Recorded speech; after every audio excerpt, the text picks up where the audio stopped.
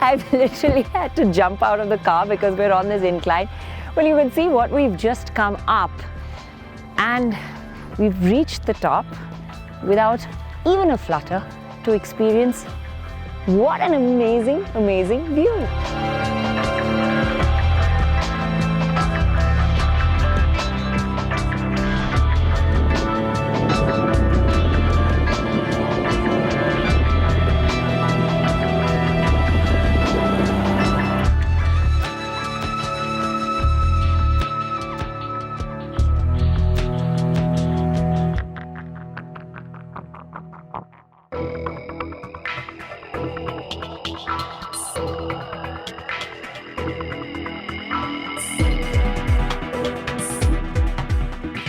This is the crazy contrast in weather here in Mongolia, from blue skies and sunshine yesterday to snow and freezing weather today.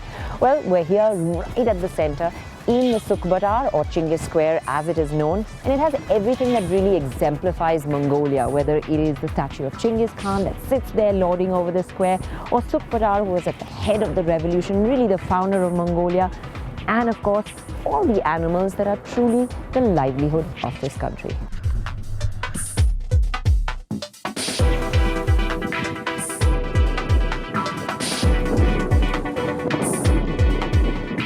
At the moment, I have a stretch of road that I can see for, I think, about 2 or 3 kilometers into the horizon, and that's pretty much how all of Mongolia has been ever since we left Ulaanbaatar.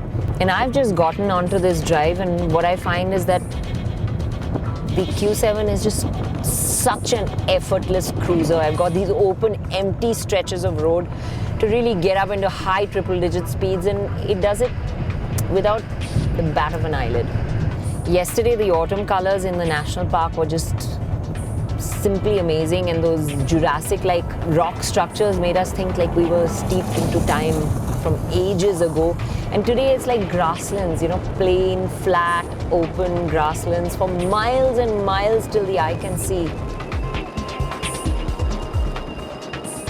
So Renuka, the cabin feels so quiet. Yeah, it really is. You know, that's what I've been saying. It's damn silent, but I think we should really let everyone else know how silent. You see, that's how quick we're really going now. That's the kind of sound outside. But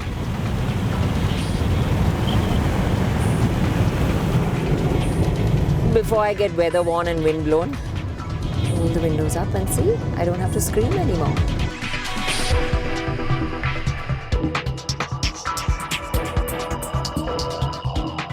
Well, it's the end of a tiring long day where I've driven all day and I need a recharge, so we've come right here to the gates of heaven, a place called Shambhala, or what is otherwise known as the energy center, because there are these huge circles with rocks that are believed to emit energy into you. So I'm going to go have a lie down and see if I get recharged.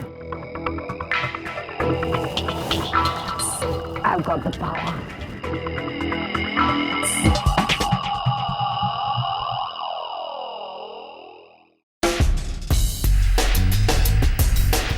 So today we are on a run to Zamin Road, which is the border crossing. We've had to pack the entire load of spares into one car and put the people into the other. But the exciting bit today would be we'll clock 10,000 kilometers on the Great Quattro Drive. Just short of the China border, we're just short of 10,000 kilometers, and it's going to come up in the next few hundred meters. 3, 2, 1, and it's 10,000.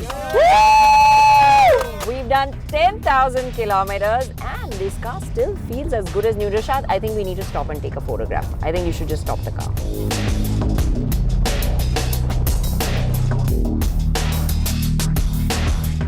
Well, today's been a hell of a day. We crossed a big landmark. The cars crossed 10,000 kilometers just before we entered China. That was in Mongolia, and what a contrast it is over here. I mean, that seemed like nowhere land, and suddenly we're back into population, civilization, and everything that feels like it's normally supposed to. Mongolia was just sparse and empty, and we barely crossed any people in the last 2 days. But it's a whole different story. We're now in China. We're almost halfway through this epic journey.